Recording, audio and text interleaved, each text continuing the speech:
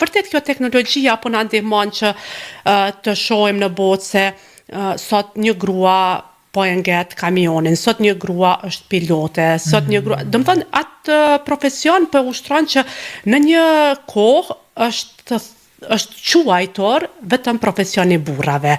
Por sot si ndikon? Edhe sërish quhen. Po. Ka një gamë të caktuar të profesioneve, të roleve, të karakteristikave të cilat i përveshen njërës ose tjetrës gjëni.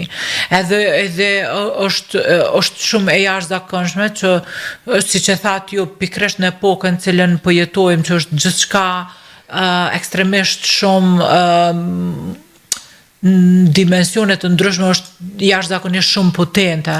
Edhe ti shef që ende kemi bindje, sepse pa i pas këto bindje të cilat janë puro para gjykimit, ti nuk mundesh me bo ndarësi të tilla.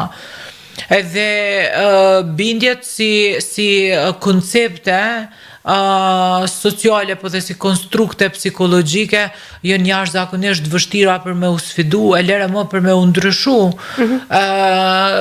Dhe ti ku shef, për shembull, që edhe në profesione tjera, jo vetëm ato që i përmendet jo, për shembull edhe degët e inxhinierisë edhe degët e mjekësisë.